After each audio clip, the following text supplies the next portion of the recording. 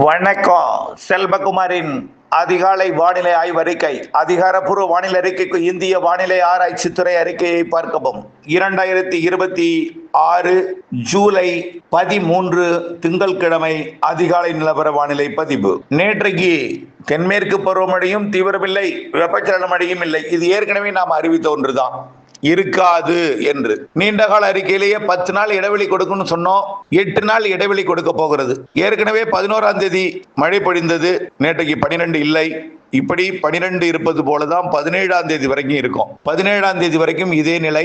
15 கொஞ்சம் மேகமூட்டம் சூடலாம், 16 கொஞ்சம் கூடுதல் மேகமூட்டம் சூடலாம், மழை வருவது போன்ற ஒரு வானிலை ஏற்படுத்தலாம், ஒரு சில இடங்கள்ல தூறல் கொடுக்கலாம். 16 17ஆம் தேதி மழைக்கு வாய்ப்பு தெரியுது, குறைவான பரப்பில. எந்தெந்த மாவட்டங்கள் பார்த்தீங்கன்னா, இந்த மலை மறைக்கக்கூடிய பகுதியோட கிழக்கு பகுதி நம்ம சொல்றோம்னு, அதாவது கொடைக்கானல் மலைக்கு கிழக்கே உள்ள பகுதி, அதாவது நத்தம், மதுரை மாவட்ட வடக்கு பகுதி, மேலூர், அந்த சிவகங்கை மாவட்டத்தோட பகுதிகள், அதை ஒட்டியுள்ள பகுதி, திருச்சிராப்பள்ளி மாவட்ட தோரங்குறிச்சி மற்றும் புதுக்கோட்டை மாவட்ட பொன்னமராவதி, இந்த பகுதியிலிருந்து அப்படியே காரைக்குடி, பிள்ளையார்பட்டி வரைக்கும் 17ஆம் தேதி தெரியுது. இன்னொரு இடம், அது எங்கன்னு பாத்தீங்கன்னா, ஈரோடு மாவட்டம் கர்நாடக எல்லையோரத்திலிருந்து அப்படியே சேலம், நாமக்கல் மாவட்டத்தோட சேலம் ஒரு சில இடங்கள் தான், ரொம்ப பெரிய பரப்பு கிடையாது, தொடக்கம் தான். அன்னைக்கு கல்வராயன் மலைப்பகுதி, கொல்லிமலை பகுதியில் ஒரு சில இடங்கள்ல, அப்படியே கிழக்க வந்து அரியலூர், பெரம்பலூர் மாவட்டத்தில் ஒரு இடங்கள், கடலூர் மாவட்டத்தில் ஒரு சில இடங்கள், அப்படி கடலோர வரைக்கும் கூட வரலாம். 17ஆம் தேதி தொடக்கம். 17 16 மேகமூட்டம் இருக்கும், தூறல் கொடுக்கலாம். 15 மேகமூட்டம் மட்டும் இருக்கும், 16 மேகமூட்டம் தூறல் இருக்கலாம். அடுத்தது 18ஆம் தேதி கூடுதல் பரப்புல மழை கிடைக்கும், மழை பொழிவு கிடைக்கும். ஆனா ஒதுக்குதல் தான். 19 கொஞ்சம் பரவலாவே மழை பொழிவு கிடைக்கும். 19ல இருந்து அப்படியே மழை இருந்துட்டே இருக்கும், வெப்பச்சலனத்துடன் கூடிய தென்மேற்கு பருவமழை. சரி, அப்புறம் என்னாச்சு சார்? தென்மேற்கு பருவமழை அணைகளை நிரப்பும் மழை, அது எப்படி இருக்கும்?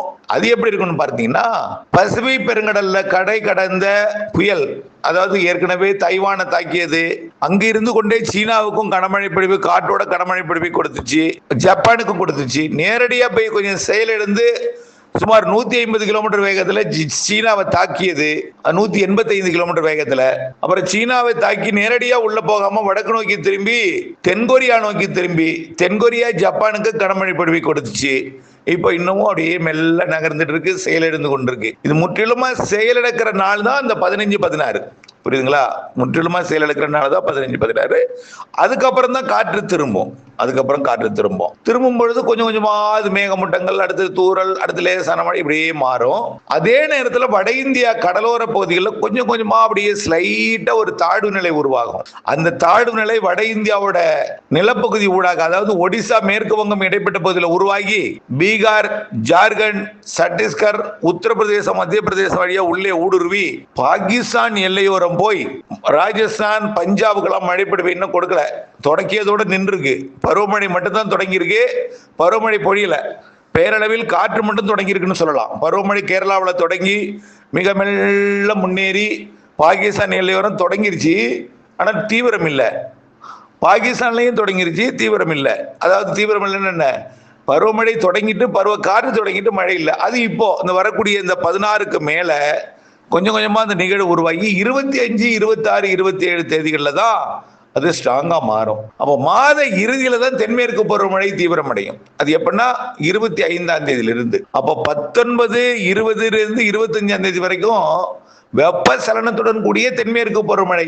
அது கேரளாவில் பெய்யறதுலையும் இடி இருக்கும், தமிழ்நாட்டின் மேற்கு தொடர்ச்சி மலையில பெய்யறதுலையும் இடி இருக்கும், நீலகிரிலையும் வால்பாறையிலையும் கன்னியாகுமரியிலையும் கேரள எல்லையோரத்தில் உள்ள இடியோட கூடிய தென்மேற்கு பருவமழை, இடியோட கூடிய தென்மேற்கு பருவமழையுடன் இணைந்து வெப்பச்சலன மழை இருக்கும். 18க்கு மேல 19ல இருந்து 25ஆம் தேதிக்கு மேலதான் காற்று சுழற்சி உருவாகி அதாவது பாகிஸ்தான் குளிரணும். பாகிஸ்தான்ல முழுமையா பருவமழை தொடங்கணும். இன்னும் தொடங்காமலே அது அந்த பசிபிக் பெருங்கடல் நோக்கி காற்று திசை மாறி இருக்கு. அடுத்த சிஸ்டம் உருவாகிதான் பாகிஸ்தான் போய் பருவமழையை கொடுக்கும். அது கொடுத்து அங்க குளிர்ந்த பிறகுதான் அப்புறம் என்ன செய்யும், காற்று அங்கிருந்து பருவமழையை கொஞ்சம் கொஞ்சமா பின்வாங்க தொடங்கலன்னா கூட அங்க இருக்கக்கூடிய முன்னேற்றம் என்பது தடைபட்டு பரவலாகும். முன்னோக்கி பயணித்துக் கொண்டிருந்த அந்த பருவமழை முன்னேற்றம் எங்க வரைக்கும் தொடங்கணுமோ அங்க தொடங்கிய பிறகு பிறகு தொடங்கிய பிறகு மழை கொஞ்ச நாள் போயிட்ட பிறகு பின்னோக்கி திரும்பும், அதாவது பருவமழை பின்வாங்கும். அதெல்லாம் செப்டம்பர் அக்டோபர்ல பின்வாங்கும், உங்களுக்கு தெரியும். இருந்தாலும் அது குளிர்ச்சி அடைந்தோடனே காற்று நாடெங்கும் பருவமழை பரவலாக தொடங்கும். அப்போ ஜூலை இறுதியில தென்மேற்கு பருவமழை கொஞ்சம் கேரளாவிலையும் கர்நாடகாவிலையும் பெய்யும். ஆகஸ்ட் முதல் மாதம் 10 தேதி வரைக்கும் இன்னும் கொஞ்சம் கூடும். நல்லா புரிஞ்சுங்க. அணை நிரப்பு மழை எப்ப சொல்லியிருக்கிறேன்? வழக்கமா ஆடிப்பெருக்குல தான் ஆகஸ்ட் 3ஆம் தேதி தான் வழக்கமா பருவமழை தீவிரமடையும் கர்நாடகாவில். ஆனால் அணைகளை நிரப்பு மழையெல்லாம் இந்த ஆண்டு கொஞ்சம் ஒரு 15 நாள் 20 நாள் தாமதம் அடையும் அப்படின்னு சொன்னோம். எந்த அணை நிரப்புற நாள்? கர்நாடக அணை நிரப்புற நாள். கர்நாடக அணை நிரம்பின பிறகுதான் மேட்டூருக்கு தண்ணி வரும். அதுக்கப்புறம் தான் கொஞ்சம் கொஞ்சமா மேட்டூர் உயரும். ஆக கர்நாடக அணைக்கு அதிக தண்ணீர் வரக்கூடிய மாதம் பார்த்தீங்கன்னா ஆகஸ்ட்ல வழக்கமா ஆகஸ்ட் 3 ஆடிப்பெருக்குல இருந்து அதிகமா இருக்கும். ஆனால் இந்த ஆண்டு ஒரு 15 நாள் தாமதமா ஆகஸ்ட் 15ல இருந்து அது வர தொடங்கும். ஆகஸ்ட் இறுதி கர்நாடக அணை கண்டிப்பா ஆகஸ்ட் 15ல இருந்து 18க்குள்ளரையோ 20க்குள்ளரையோ நிரம்புவதற்கு வாய்ப்பு இருக்கு. கண்டிப்பா ஆகஸ்ட் இறுதிக்குள்ள கர்நாடக அணை நிரம்பும். அங்க நிரம்புனா நீங்க புரிஞ்சுக்கணும், கர்நாடக அணை நிரம்புனா எங்க மழை பெய்யும்? வயநாடு குடகுல பெய்யும். வயநாடு குடகுல பெய்யும் போது வேற எங்கெங்கெல்லாம் மழை பெய்யும்?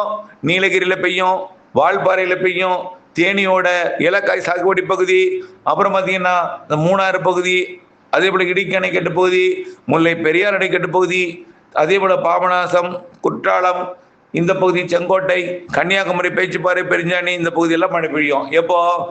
ஆகஸ்ட், அதாவது ஜூலை 25 பெயரளவில் தொடங்கி மெல்ல கொஞ்சம் கொஞ்சமா தீவிரமடைஞ்சு ஆகஸ்ட் முதல் வாரத்தில் இன்னும் கொஞ்சம் தீவிரமடைஞ்சு ஆகஸ்ட் மத்தியில் ஒரு 5 நாள் கேப் கொடுக்கும். அதுக்கப்புறம் பிக்கப் ஆகும் ஆகஸ்ட் 15ல இருந்து.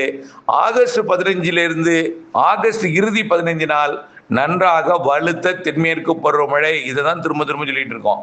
நேற்றைக்கு யாரோ கேட்டாங்க, சார் ஜூலை இறுதியில மேட்டூர் அணை நிரம்புன்னு சொன்னீங்க, நிரம்பிடுமா? நான் சொல்லவே இல்லை. அப்படி நல்லா புரிஞ்சுக்கிங்க. ஆகஸ்ட் மாதம் தான் பருவமழை பெய்யும், ஆகஸ்ட் மாதம் தான் பருவமழை பெய்யும். ஒவ்வொரு ஆண்டும் பருவமழை ஆகஸ்ட்லாம் பெய்ஞ்சிருக்கு.